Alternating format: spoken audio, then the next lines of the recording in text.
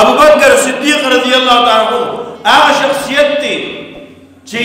د جناب نبی کریم صلی الله علیه وسلم سره په د هجرت په موقع باندې درې شپې بغیر د کپړو نه چې کمیس نه دی اچولی صرف لنګې والي په دې کې د جناب نبی کریم صلی الله علیه وسلم سره په غار ثور کې درې شپې کړي دي. غالبا حضرت عمر دغه قول دی ورته وایي اے عمره زما د ټول عمر عبادت والا خو د پیغمبر اسلام سره د په غار ثور کې کومه شپه کړې ده په هغې کې یوه شپه مالې د هغې اجر راکړه. ولې محترمه څه جرو په هغه شپه کې جناب نبي کریم صلی الله علیه وسلم هجرت کوي شاته ورپسې کفار انعام د جناب نبی کریم په سر باندې انعام وباسي که چا جناب نبی کریم صلی الله علیه وسلم نعوذ بالله قتل کو نو سل اوخان هغه د دې انعام ملایي. بعضې کسان د هغه پسې را روان شو ځکه انعام غوړ انعامي او سل اوخان په نن دور کې سل مرچډیز شي دا صرف د جناب نبی کریم صلی الله علیه وسلم په سر باندې انعام د ابو بکر صدیق رضی په سر باندې دغه انعام 200 اوخان نو بلا خلک په دې منډو ابو بکر صدیق را روان دي کله جناب نبی کریم صلی الله علیه وسلم نخي طرف ته شي کله ګس طرف ته شي کله مخکې شي کله شاته شي جناب نبی کریم صلی الله علیه وسلم تپوس کوي ابو بکر صدیق ته ته څه کوې وي د الله رسوله ما پړه کې یو یار راشي زه ما د دشمن دغې طرف حمله ونه کړي زه ښې طرف ته لاړ شم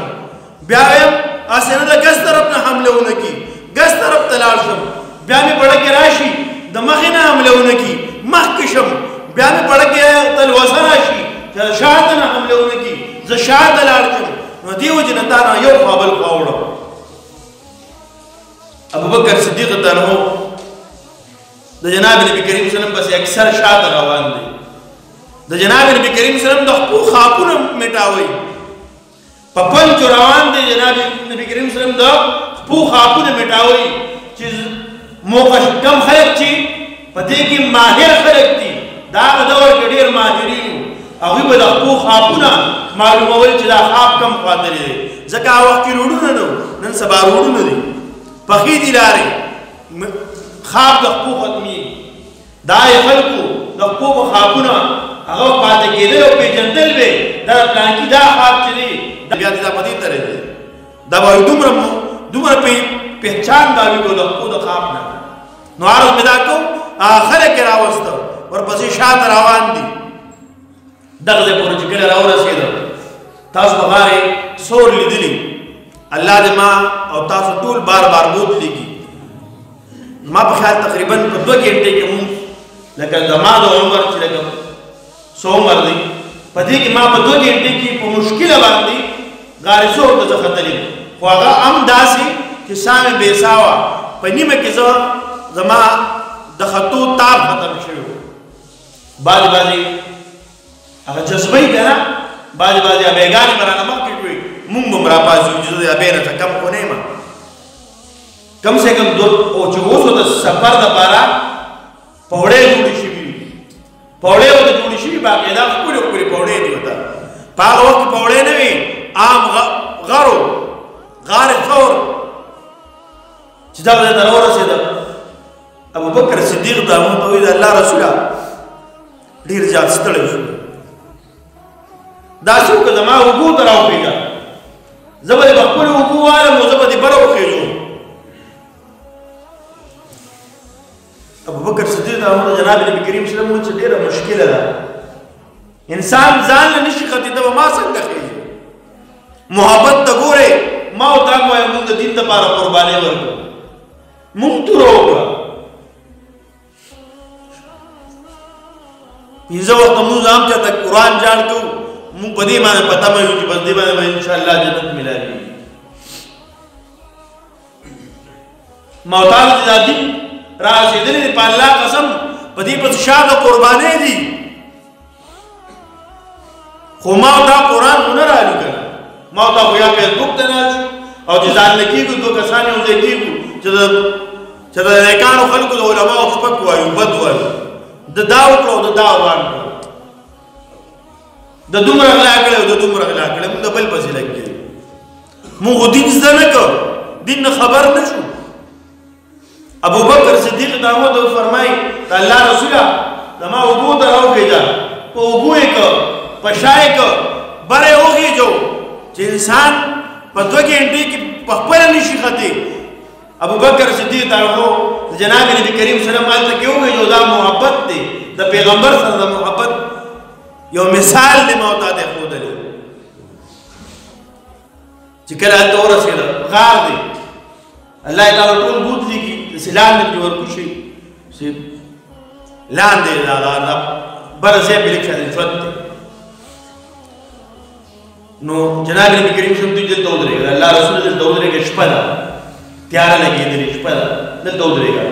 دا غار ګورم هسې نه موزي خطرناک چیز پکې دی هر قسمه صفایانې وکړې زه یې پاک کړ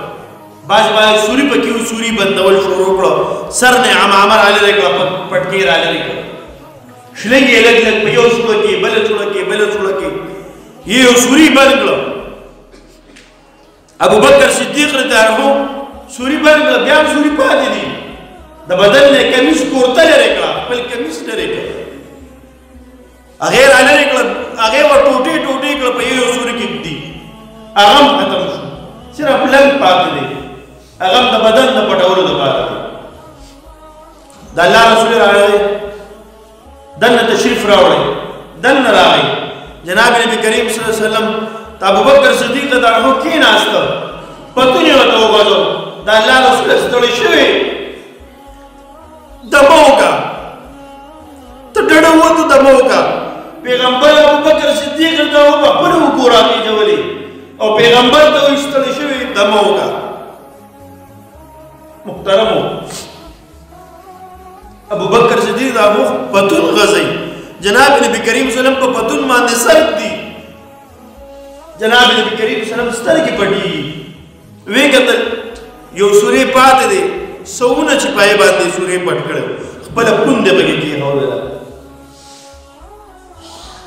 خپله پونده پکې کېښودله ابوبکر صدیق رضی الله تعالی عنه